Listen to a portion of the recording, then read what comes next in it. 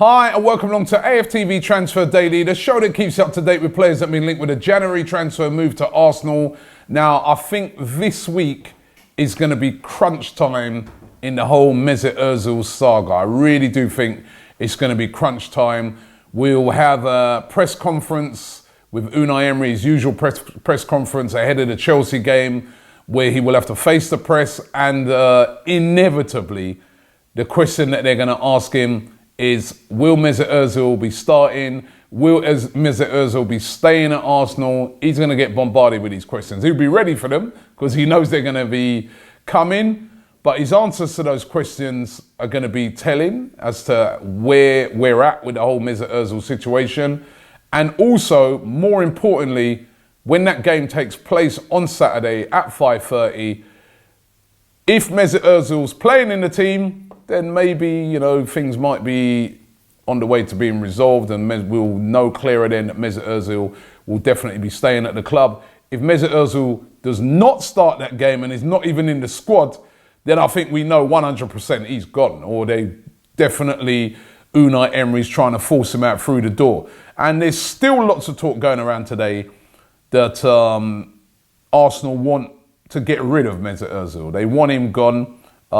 They'd like him to go out, whether it be on loan or whether, they love a permanent move, but there's just nobody interested right now in a permanent move. And Inter Milan, apparently, or maybe a move to China, are options where, they'd be able to either sell to China or loan into Inter Milan, and Arsenal would pay part of the loan and Inter Milan would pay the other part, and maybe that might be appealing to a team like Inter Milan. However, that's if, Inter Milan want to do that. And also, that's if Mesut Ozil wants to go anywhere. If he wants to move on, Mesut Ozil might be just saying to himself, well, I don't care what you lot say. I'm staying here, getting £350,000 a week. I'll stay here. I'll just chill out. And you know what? You lot better win. The team better be winning, because if you're winning, it'll be nice. It'll be, you'll be proving your point. I'll still be getting my 350 grand a week, but you'll be proving your point. If you're losing, however, pressure will grow on you to bring me back into the team. So I don't know if it's going to get to that, and I hope it doesn't get to that. I mean, I'm hoping that this can get resolved and this can get sorted out. But I do think this week is going to be a real turning point in this whole saga. And how weird does it feel right now, right? That normally, when it comes to January or the summer, any transfer window, we're sitting there worrying about our best player, being sold. And this time, we're sitting there thinking to ourselves, our actual management are trying to move our best player out or trying to get rid of our best player, and there ain't even no one who wants him. It is a real weird and different situation as regards to Arsenal Football Club right now. It's crazy what's going on. But I think we will get a clearer picture this week as what is happening with that. It's also crunch time for the whole Denis Suarez situation. Again, I think there's going to be a lot of questions thrown at Unai Emery regarding Denis Suarez. Are we signing him? When's it happening? Is it going to be a loan deal? Will it be permanent? Lots of reports saying that it's close, that this deal is close. A lot of even reports I've seen in the media today suggesting that the agreement's been made between Arsenal and Barcelona. And then a lot of what the suggestions are is that Arsenal have agreed to that option at the end of the season, where they would then take Denis Suarez on permanently, and he would join Arsenal. Certainly we need something. Whether we need another midfielder or not is questionable. But, the Denis Suarez thing could happen. And as we've been told, Unai Emery would like him because he knows he can play him out wide as well as playing him centrally as well. So the Denis Suarez thing we might be a lot clearer on as well after, the next couple of days.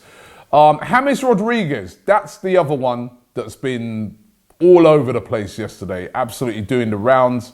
James Rodriguez, we know, 27 years of age, at Bayern Munich. We were told that Arsenal are interested in taking him on loan. They'd probably have to pay about £3 million to make that loan deal go through. However, I saw yesterday that Niko Kovac, the Bayern Munich manager, was coming out yesterday and saying that James Rodriguez has told him that he wants to stay at Bayern Munich and wants to fight for his place and wants to, he's completely focused upon Bayern Munich. And so it does look like possibly James Rodriguez will be staying. I said it on yesterday's show, and I know I was reading through the comments, and I saw a lot of fans having a go at me and saying, "Oh, come on, Robbie, how could you turn down James Rodriguez?" Because for me personally, we don't need James Rodriguez. That's my opinion. We got Ozil there. James Rodriguez is not a sort of player that is going to work back and track back either. He's just a forward-thinking midfield player. Do we need another one like that? We've got Henrik Mkhitaryan. We know he's injured at the moment, but Mkhitaryan will be coming back. If we get Denis Suarez, that's another one. You've got, as I said, Ozil. You've got Ramsey still there. How many more attacking midfielders do Arsenal need? I just don't think, James Rodriguez makes any sense whatsoever. I think a lot of it, him being connected to Arsenal, because he's a big name, big glamorous name. But I just do not feel that Arsenal Football Club at this time need James Rodriguez. I don't know what you guys think. I'd like to have your thoughts on it. Maybe we'll run a poll on it as well. But for me, we do not need James Rodriguez, and I wouldn't be disappointed if this one didn't happen. But that's the talk today, that he wants to stay at Bayern Munich anyway, so it doesn't look like it will happen. Nicolas Pepe is another person that we've been linked with, even before the transfer window even opened. We were linked with Nicolas Pepe of Lille. He's been having a fantastic season over there in France. But the sporting director of Lille came out yesterday and said that, he's going to be staying till at least the summer. So seems like they're resigned to the fact that he is going to be going. He will be leaving. But obviously they're doing pretty well in the league at the moment, and they don't want to lose their top player. So I do not, again, think the Nicolas Pepe thing will be a deal that will be done with Arsenal during this transfer window. It may be done in the summer, although the way he's playing and the way he's performing, Lille placing lots and lots of money on him at the moment, ridiculous amounts of money, which there's no way they're going to get. But Lille, that's the sort of money that they're looking for at the moment, apparently like in the regions of about 60 million euros they're talking. There's no chance of them getting that. The Sven Mislintat situation. Now, for the last couple of days, we've been told that Mislintat is going to be leaving Arsenal, that he wants to leave, that he's had his nose put out of a joint with how things have been going behind the scenes. He doesn't feel like he's in control of recruitment and the targets that he's favoured. Sanelli hasn't favoured, and that he wants to leave. Still no official word on this. Again, might be a bit of crunch time on that one as well, and we might find out a bit clearer what's going on with that. Arsenal, apparently, they're just saying that, listen, he's not going anywhere at the moment. They haven't really come out strongly about it, but they're more or less saying that, as far as they're concerned, he's still at Arsenal. However, we heard that about Gazidis, didn't we? And where is he now? In Milan. So I think maybe if he does leave, it might be at the end of the transfer window. But definitely there does seem to be a lot in this, that Mislintat is unhappy.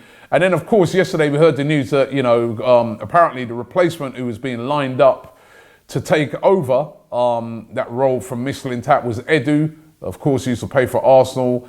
An invincible. He's now with the Brazil national team, doing great work with them. He's apparently come back to Arsenal. This is according to what the media, a lot of news outlets are saying.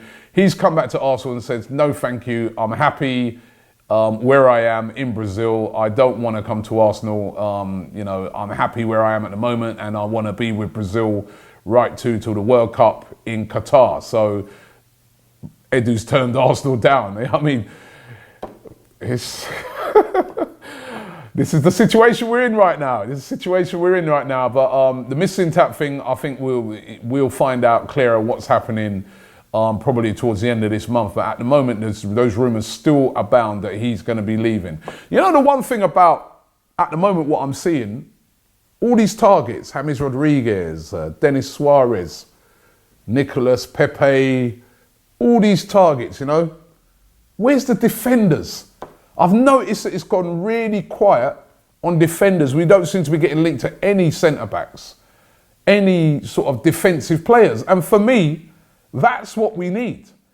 And I do really look on it and I think to myself, they're looking at it at the moment and saying, Mustafi's back, Koscielny's back, Monreal's back. Maybe we don't need no defenders. I definitely think we should be going out there and buying a centre-back. I really do. I just don't think those three, or those two, should I say, Koscielny and Mustafi, are going to be good enough from now till the end of the season. And then we know that Koscielny's injury prone as well. Mustafi's been picking up lots of injuries as well. We need a centre-back. We really need a centre-back, but I just don't hear any rumours regarding defenders, and that really, really worries me. But hey, let's wait and see. There's still quite a lot of time left for this January transfer window. Listen, thanks for watching the show today. As I said yesterday, don't forget, returning on Channel 4 next week, Friday at midnight, is the Real Football Fan Show. That is back, hosted by myself, Robbie. Make sure you check that show out. You know, it's a brilliant show, if I say so myself. You know, we got some great new features in that show for this season. So make sure you check out the Real Football Fan Show on Channel 4. Thanks for watching the show, and we'll be back tomorrow.